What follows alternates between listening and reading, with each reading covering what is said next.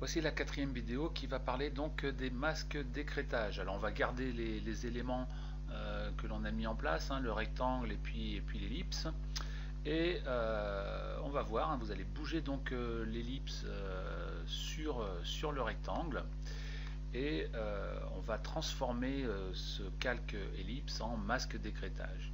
Alors ça va faire quoi? Ça va faire que les pixels qui sont présents au-dessus des pixels du rectangle, eh bien ceux-ci vont s'afficher et uniquement ceux-ci. Donc comment on va mettre ça en œuvre rapidement? Comment on fait un masque d'écrêtage? Eh bien c'est très simple, donc il y a encore d'autres possibilités que celles que je vais vous montrer en passant par les menus, mais là on va pas passer par les menus, on va faire juste un clic droit dans l'ellipse ici qui est affiché, et vous avez donc dans le menu déroulant quelque chose qui s'appelle créer un masque d'écrêtage. Voilà, et donc vous voyez, l'ellipse ne s'affichera que sur les pixels présents avec le calque du dessous. Donc l'ellipse rouge, le rectangle noir et uniquement donc l'affichage des pixels de l'ellipse par rapport aux pixels du rectangle. Et là, si je bouge mon calque ellipse, hein, je prends donc l'outil de déplacement, si je bouge le calque ellipse, eh bien je peux voir bien sûr mon ellipse qui va s'afficher, mais vous voyez qui ne dépassera pas des pixels de mon rectangle noir qui est donc en dessous.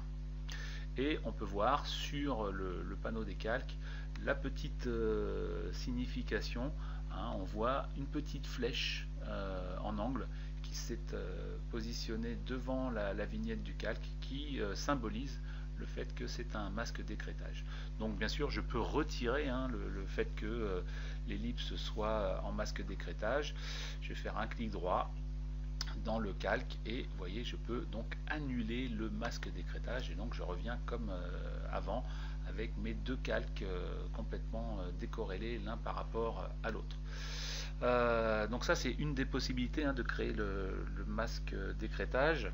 La deuxième qui est assez visuelle, on se positionne entre les deux calques.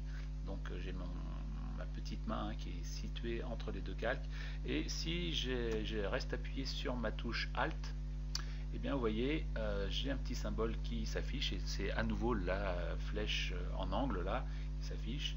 Donc je reste appuyé sur la touche Alt et je clique lorsque je vois ce petit symbole et bien ça me produit le même effet. J'ai donc ce masque d'écrêtage au niveau de mon ellipse et que je peux à nouveau, pardon, je me suis trompé, voilà, je sélectionne ellipse, que je peux donc à nouveau déplacer comme si je la déplaçais à l'intérieur de mon rectangle.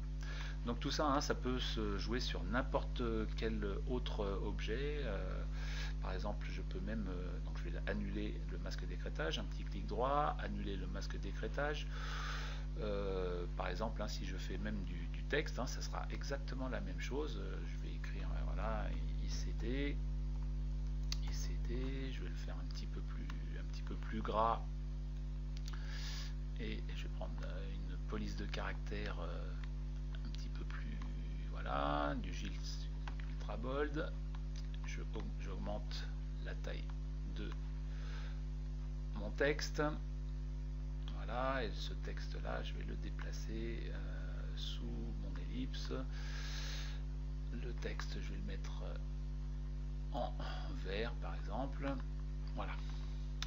Et cette ellipse, eh bien je vais avec l'outil de déplacement la déplacer sur le dessus de mon texte.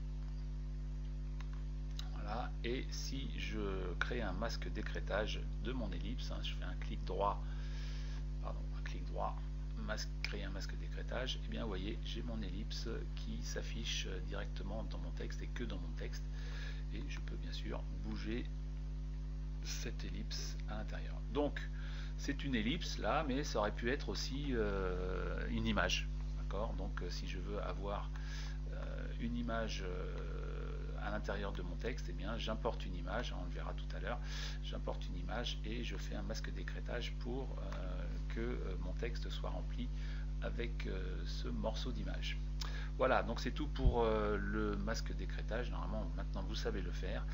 Donc, vidéo suivante, on va passer directement à l'élaboration de notre image de couverture. A tout de suite.